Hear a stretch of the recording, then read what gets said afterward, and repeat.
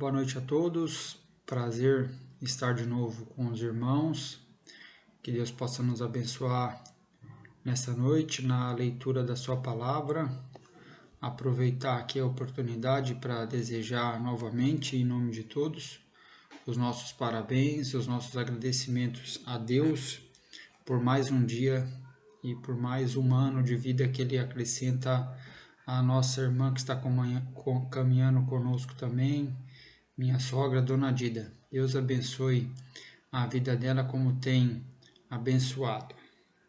Convidar os irmãos, nós vamos ler dois textos que são retratos de uma mesma cena, a cura que Jesus operou à distância, a libertação do filho, da filha endemoniada de uma mulher. O texto primeiro que eu vou ler é Mateus capítulo 15, versos 21 a 28, e depois vem Marcos capítulo 7, 24 a 30. É como você ouvir o relato de uma cena de duas pessoas. Cada uma vai acrescentar alguns detalhes que a outra deixou de fora e assim você tem um retrato mais dinâmico e melhor daquela cena. Por isso esse fato é registrado por Mateus e por Marcos. Quero ser exigente contigo, pedir para que você vá lá mesmo buscar a sua Bíblia e leia comigo o texto e confira, e lembrar que essa meditação que nós fazemos no domingo, grande parte dela sou eu que trago, ela não substitui a sua devocional diária ou as que você faz aí na semana. Não pode ter a palavra pregada, não pode ter mais valor que a palavra que você lê e dela se alimenta diretamente. A Bíblia fala sobre um grupo de cristãos chamado bereanos e disse que o que eles ouviam, eles conferiam nas escrituras se era assim. Então você tem escrituras para conferir se o que eu falo, se o que eu ensino corresponde à verdade. Você tem responsabilidade. Então, quero que você confira. Então, vamos lá. Mateus capítulo 15, verso 21 a 28.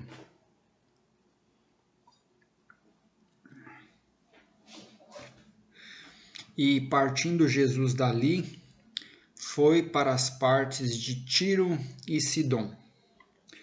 E eis que uma mulher cananeia, que saíra daquelas cercanias, clamou, dizendo: Senhor, filho de Davi, tem misericórdia de mim, que minha filha está miseravelmente endemoniada. Mas ele não lhe respondeu palavra.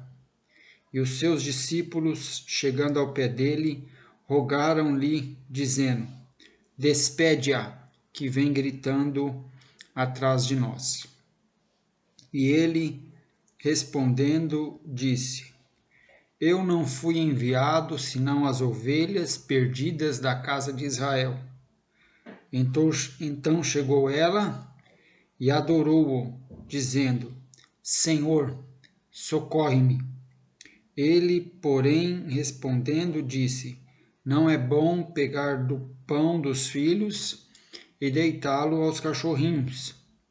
E ela disse: Sim, Senhor, mas também os cachorrinhos comem das migalhas que caem da mesa dos seus senhores. Então respondeu Jesus e disse-lhe: Ó mulher, grande é a tua fé. Seja isso feito para contigo como tu desejas. E desde aquela hora a sua filha ficou sã. Relato de Mateus, capítulo 15, versos 21 a 28. Agora o relato de Marcos, capítulo 7, versos 24 a 30.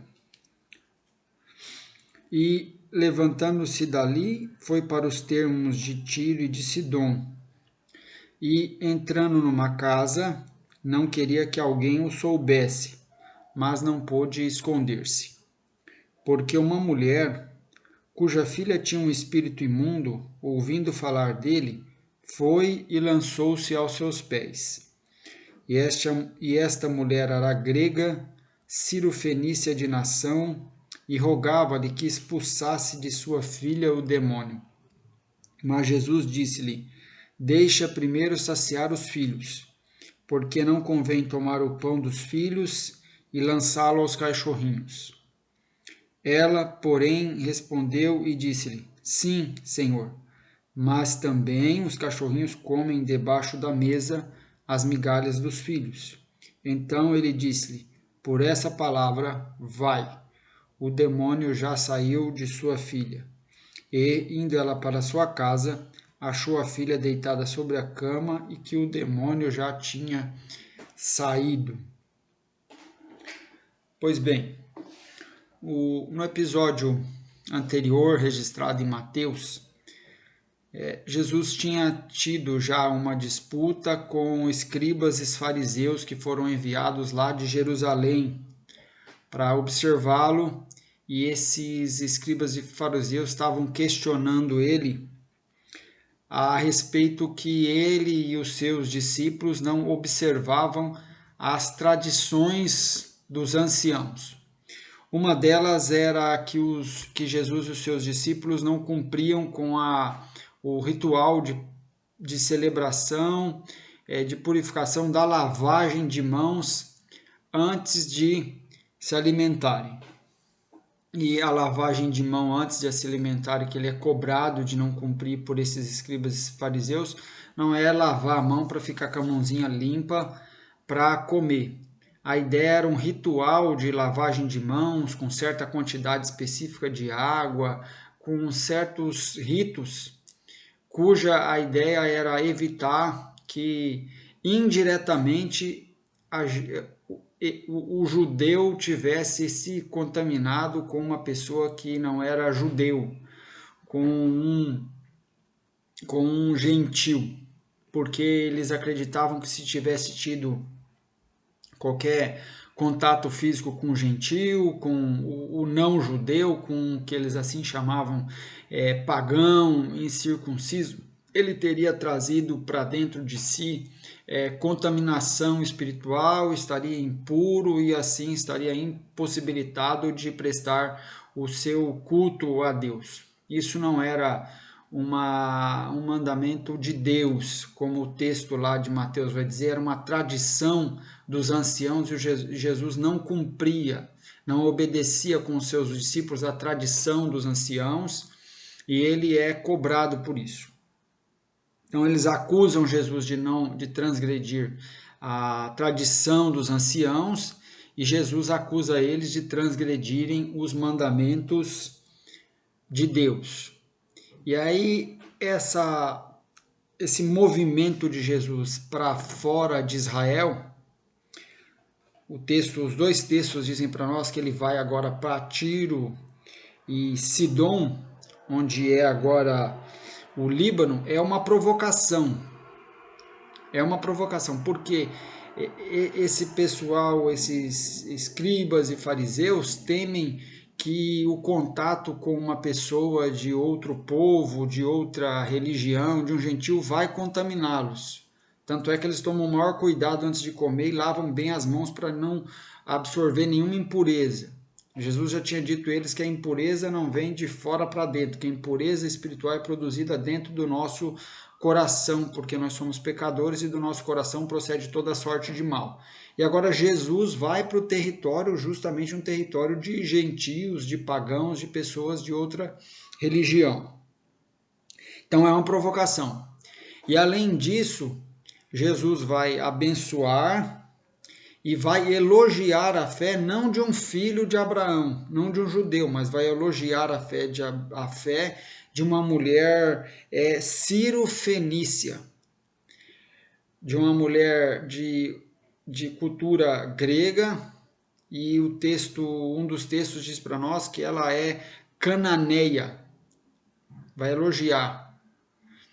E interessante lembrar que os cananeus, no livro de Êxodo, você vai encontrar eles como povos inimigos de Israel. Então é uma provocação de Jesus. Falou, vocês estão com todo esse cuidado a respeito de lavagem de mãos, para não se contaminar com os gentios e assim ficarem impuros. Eu estou indo para lá. Eu estou indo para fora de Israel, para os gentios. Eu vou ouvir o clamor deles.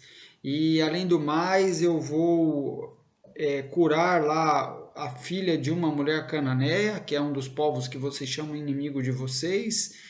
E vou ainda fazer um elogio à fé deles. Então é uma provocação a esse preconceito que os judeus tinham. E os próprios discípulos ostentam isso. Você vê que a atitude deles para com essa mulher é: Senhor, rogue que ela se afaste, porque ela está atrapalhando, ela está vindo atrás de nós. Então, se os judeus ostentavam a ideia de que por aquela mulher ser cananeia, ser historicamente de um povo inimigo de Jesus, iria ser prejudicada por Deus, por Jesus, não iria ter também a sua atenção, eles estavam errados. E aí é interessante a gente lembrar que alguém que tenha sido historicamente nosso inimigo, que tenha nos prejudicado, nos feito mal, não vai funcionar você apresentar essa pessoa em oração a Deus para Deus prejudicá-la. Não vai funcionar. Porque a gente não está aqui para fazer orações para Deus prejudicar quem nos tenha feito mal. A gente está aqui para interceder por quem nos tenha feito mal, dizendo a Deus para Deus perdoá-los como nós perdoamos. É orar pelos nossos inimigos. É isso que Deus vai fazer. Isso que é o desejo dele, abençoar os nossos inimigos. Os judeus, por serem descendentes de Abraão, eles pensavam que eles eram o povo exclusivo de Deus. Eles olhavam os outros povos, as pessoas de outras culturas, como assim: olha, eles lá são merecedores da ira de Deus, eles lá são pecadores. Eles olhavam as pessoas com um olhar de superioridade, com preconceito espiritual, moral. E por isso que Paulo, se você ler a carta aos Romanos, ele vai gastar 3 capítulos, sobretudo por causa dos judeus, para fazê-los entender que a questão do pecado é universal, que todos pecaram e todos merecem a ira de Deus e todos foram destituídos da glória de Deus, e o salário do pecado é a morte para todos, mas o dom gratuito de Deus é a vida eterna. Mas antes de falar sobre vida eterna, Paulo vai gastar 3 capítulos dizendo que todos pecaram. Os judeus não entendiam isso. Então eles achavam que eram os outros povos que mereciam a ira de Deus, que eles não precisavam se arrepender. Não, todos precisam se arrepender.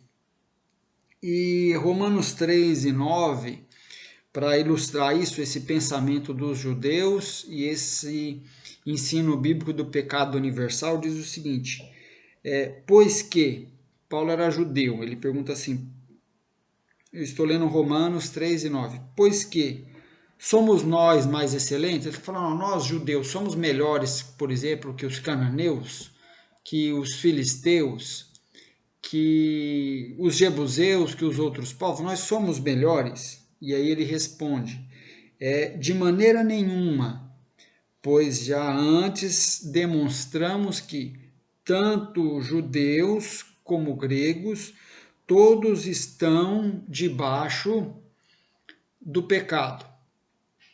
E o favor de Deus à mulher cananeia enriquece a nossa ideia de vida após ressurreição.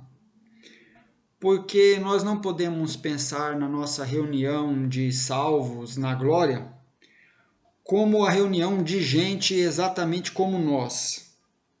De gente com a mesma língua, com o mesmo hábito, gente muito parecida. Não é assim. A diversidade que existe, que habita hoje a Terra, não vai desaparecer no céu. A diversidade cultural, de língua, de tribo, não vai desaparecer no céu. Você deve estar preparado para isso. Isso não vai ser gente igualzinha a você que vai habitar o céu.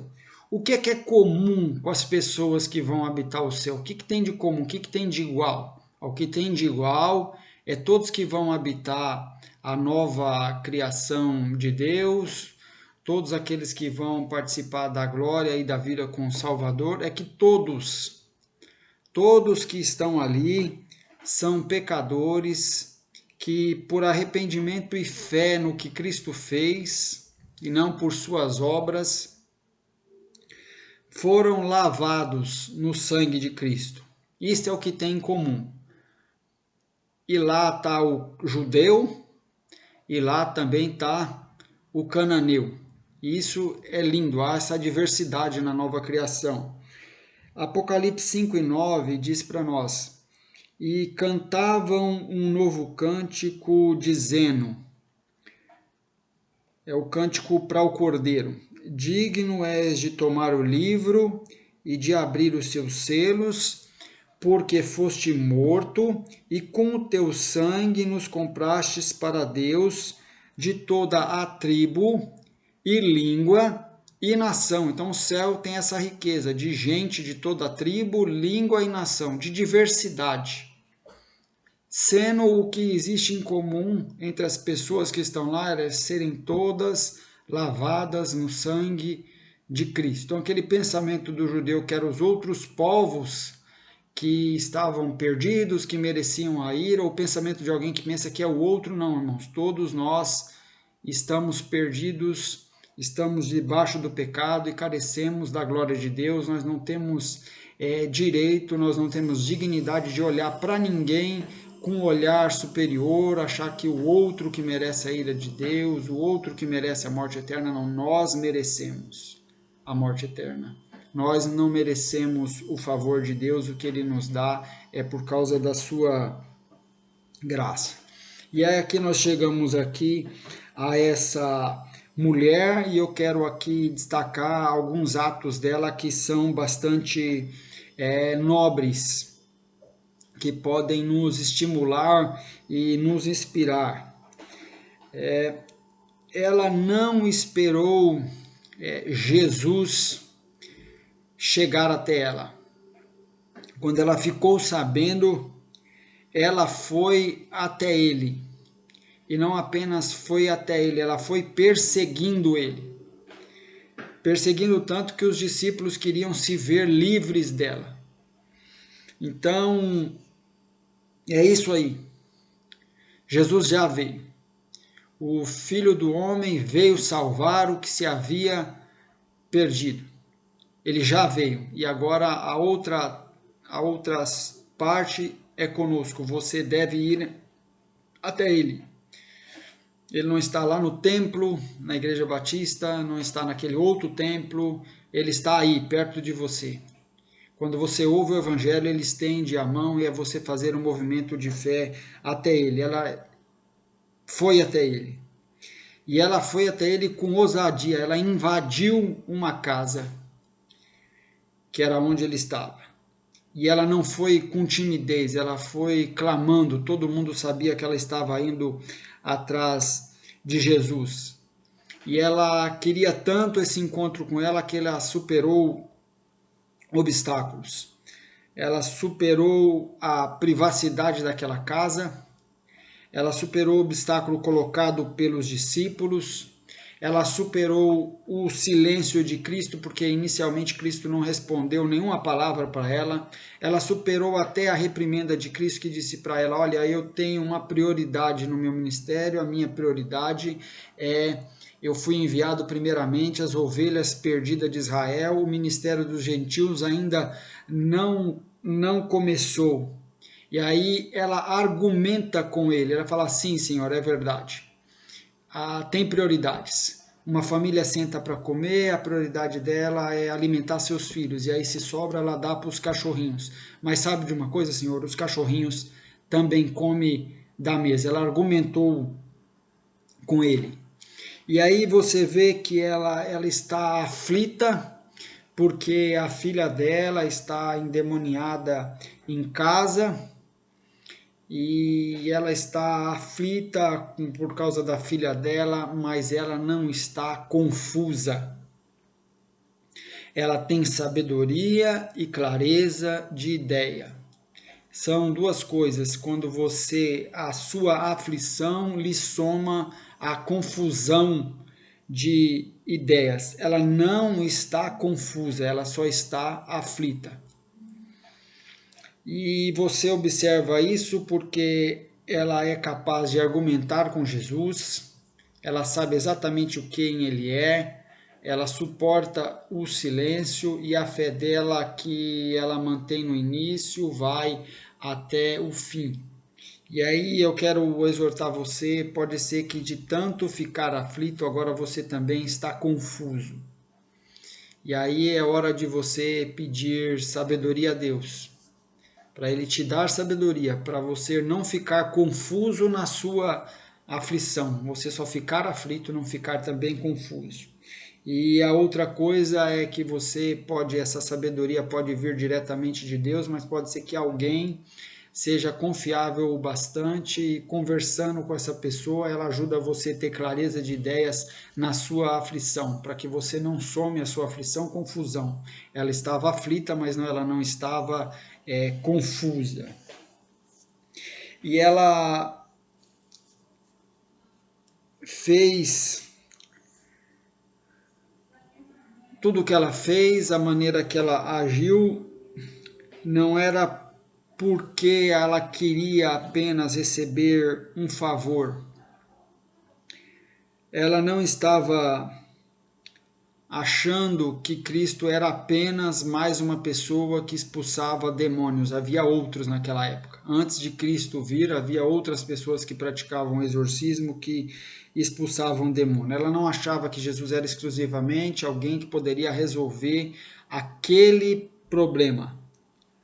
Ela sabia quem ele era e ela cria em quem ele era. As primeiras palavras dela para ele é Senhor, Filho de Davi. Apesar de ela não ser do povo da aliança, ela ouviu e ela creu na identidade de Cristo. E aí ela não confessava apenas que ele é Senhor e Cristo. De confissão o mundo está cheio. De gente que fala que ele é Senhor, de fala que ele é o filho de Davi, o mundo está cheio. Jesus não se admirou da confissão que ela fez, Jesus se admirou da fé que ela tinha, porque uma pessoa pode confessar alguma coisa sem crer no coração. Confissão não salva. Você dizer, não, eu creio que Jesus é o Senhor e o Salvador, da boca para fora, não salva. Precisa isso estar no nosso coração. Então ele fez um elogio, ele não elogiou o que ela disse, falou, olha, você disse coisas muito boas a meu respeito, você disse que eu sou o Cristo, você disse que eu sou o filho de Davi. Não, ele elogiou a fé dela, a confissão dela correspondia a uma fé do coração. É o que em Isaías está escrito cri, por isso falei. Então tem valor o que nós falamos quando é correspondente àquilo que nós cremos. E qual o sentido de confessar que ele era Senhor, não era algo da boca para fora? O que significava dizer isso? Significava dizer, olha, eu entendo que tu que eu vejo como homem, não é homem, tu és Deus. Tu és meu Criador, tu és meu sustentador, tu és meu dono. Eu faço para ti um pedido, mas tu que és Senhor, tem para mim mandamento para a vida. Eu faço pedido, mas tu faz a meu respeito mandamento. E eu sou teu servo e eu estou aqui voluntariamente. Isso que significava dizer que Cristo é Senhor, é alguém que rendeu a vida a ele, não é alguma coisa que a gente fala da boca para fora para quando morrer entrar no céu. Tem sentido falar que ele é Senhor se essa fé brota do seu coração. E aí ela diz algo mais, diz que ele também é o filho de Davi.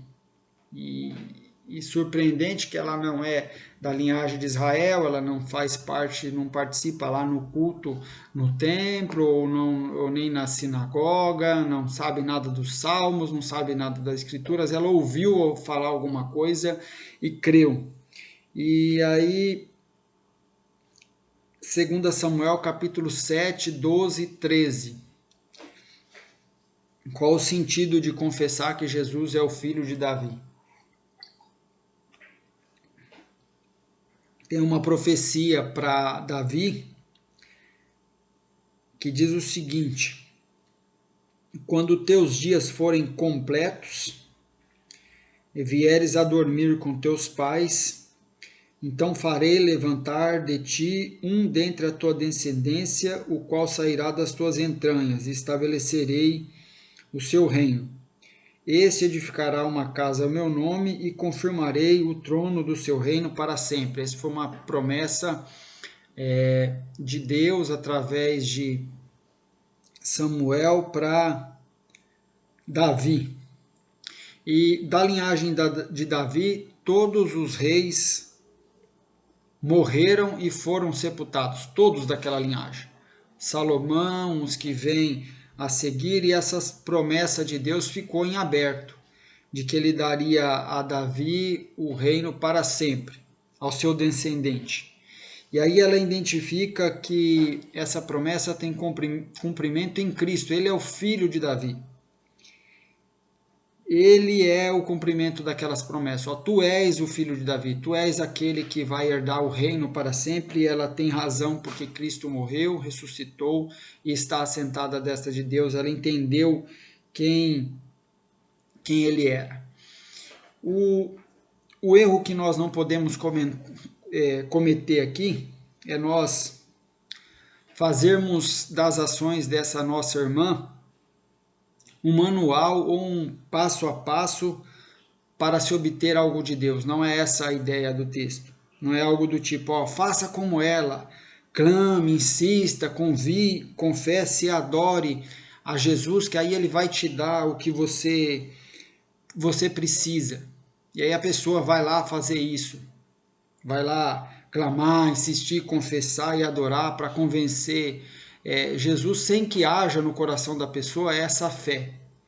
Então, o ponto importante aqui, irmãos, ela sabia quem ele era, por isso que ela fez o que ela fez. Vou repetir. Ela sabia quem ele era, por isso ela fez o que ela fez. É a única coisa que dava para fazer para alguém que conhecia quem ele era. Se ela sabia que ele era Senhor, se ela sabia que ele era o filho de Davi, o cumprimento de todas as promessas do Velho Testamento se cumpriam na figura dele, ela só tinha isso para fazer, não dava para fazer outra coisa, ela só tinha que clamar, insistir, confessar e o adorar. E ela adora ele mesmo quando ele ainda não abençoou a sua filha, mesmo quando ele ainda está em silêncio com relação a ele, ela adora ele. Ela não veio a crer nele e adorar ele depois que ele fez alguma coisa por ela. Tudo isso já está no começo. No começo, o que tem dessa história? No começo tem a fé dela e a consciência dela de que aquele que está ali é o Cristo, é Senhor, é Deus encarnado, é o filho de Davi, é o seu Pai, é o seu Salvador. Daí procede todo o resto. E quem ele é não muda de acordo com o que ele faz especificamente a nós. Se ele atender um pedido específico meu, ou se ele não atender, não vai mudar quem ele é. Não pode mudar quem ele é para você. Não pode mudar a sua relação com ele. Não pode depender do que ele faz, o que ele deixa de fazer. Você sabe mesmo que ele é o Senhor? Você sabe mesmo que ele é o filho de Davi, você sabe mesmo que ele é o seu pai, você sabe mesmo que ele é o seu salvador. Então, independente do que ele venha a fazer agora ou não, isso não vai mudar. E ela não estava ali atuando Ela não estava ali fazendo uma performance para conseguir alguma coisa dele. Deixa eu clamar aqui, deixa eu me humilhar, deixa eu falar algumas palavras aqui humilde para ver se eu convenço ele de alguma coisa. Não, ela cria. Porque ela cria, ela fazia o que ele fez, o que ela fez. E a sua identificação com a sua filha, a sua solidariedade é tão grande que ela já não diz mais: tem misericórdia da minha filha, tem misericórdia de mim. E pedir para Jesus ter misericórdia não é pedir apenas para ele ter assim dó da gente. É confessar: Senhor, eu sei que eu não mereço o que eu estou te pedindo, porque o que nós merecemos é a ira, o que nós merecemos é o salário do nosso pecado. Eu sei que eu não mereço isso, eu sou mesmo indigno, mas eu estou te pedindo isso porque eu sei que o Senhor é misericordioso. Então, este é o ponto. Ela sabia que era indigna e confiou. Ela tinha tudo contra ela e foi. Tudo contra ela. Jesus não queria aparecer, estava se ocultando. Ela foi. Jesus estava numa casa, querendo um pouco de privacidade, ela invadiu. Ela era mulher, você sabe como a mulher era tratada naquela cultura, mesmo assim ela foi. Ela era gentia, mesmo assim ela foi. Não era a hora ainda dos gentios, a agenda era dos judeus, mesmo assim ela foi. Os discípulos tentaram calá-la e afastá-la, mesmo assim ela foi. Jesus ficou em silêncio, mesmo assim ela foi. Jesus disse que não era ainda a hora das ovelhas perdidas que não eram da casa de Israel, mesmo assim ela se prostrou e adorou. E ela sabia que ela não tinha nada a favor dela, que ela é indigna, ela foi. Esta é a confiança na misericórdia e na graça. É quando a gente sabe que não tem nada a favor de nós, e mesmo assim nós vamos, por causa da graça e da misericórdia de Cristo. Agora, se você fica fazendo contas, se tem dia que você dá uma olhada na sua performance e fala: não, hoje eu posso orar, porque hoje tem chances de Deus me atender. Hoje eu li a Bíblia, hoje eu não discuti com meu esposo, hoje eu não fui rude com meu filho, hoje eu não fiz nenhuma fofoca, hoje eu não fiz nenhum mau pensamento, então hoje eu posso pedir. Se você ficar buscando coisas em teu favor para ir, é porque você não confia nele, você confia em você. Ela tinha tudo contra ela, mas ela confiava, era na misericórdia dele, porque ela não tinha motivos para acreditar que seria atendida, a não ser que o Cristo é misericordioso. E aí ela vai crescendo no texto. Ela começa como alguém apenas que decide, alguém que clama e por fim alguém que o adora. Existe um crescimento espiritual dela. Há pessoas que ficam só pedindo a Jesus um favor. Só pedindo. Nunca chegam a reconhecer que Ele é Senhor e nunca se prostram diante dos pés dEle em adoração e entregam suas vidas. Tudo que elas querem dEle é um favor. Elas nunca reconhecem que Ele é o Senhor da vida deles por direito, porque é o Criador, porque é o sustentador, tem direito sobre a vida de cada ser humano que existe. E a humildade dela é muito fácil eu parecer humilde, basta eu falar algumas coisas. Uma humildade performada. A humildade dela foi completa. Foi porque reconheceu que Ele é Senhor, foi clamando, foi se jogando aos seus pés, foi dizendo isso que é o absurdo, que é falar: Senhor, tudo bem, eu não posso sentar à mesa que eu não sou filho, eu não sou da nação de Israel, mas as migalhas que caem aqui no chão, se cair para mim, tá ótimo, me sustenta, eu me sustentarei com as migalhas. Para mim é um prazer ser um cachorrinho à mesa do Senhor. São palavras de humildade, a consciência dela era de humildade. Ela não estava fazendo nada disso para ser beneficiada, aquilo era a verdade do coração dela, tanto é que Jesus no final diz assim: filha, grande é a tua fé.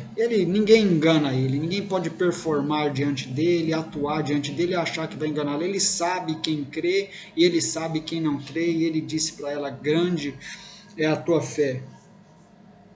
E ela soube lidar com o silêncio, com aquele silêncio dele ali que não lhe respondeu palavra, como o texto diz. Ela soube lidar com aquilo dali. Tem que saber, irmãos, lidar com o silêncio de Jesus. O silêncio de Jesus não pode ser indiferença, é pedagogia para tratar com a gente, é modelagem de Deus da nossa vida. Não é indiferença, porque alguém que vá à cruz morrer no seu lugar não pode ser indiferente a nós.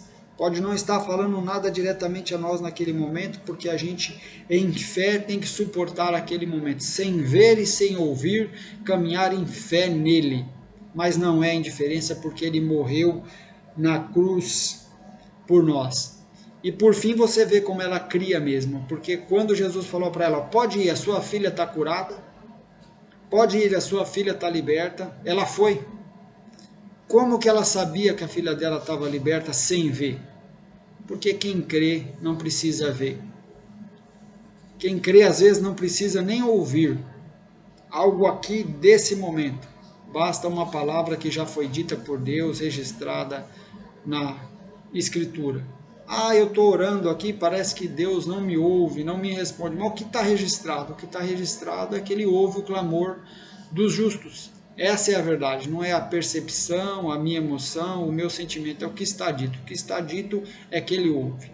Então, que Deus possa abençoar e nós possamos aprender com o comportamento dessa mulher.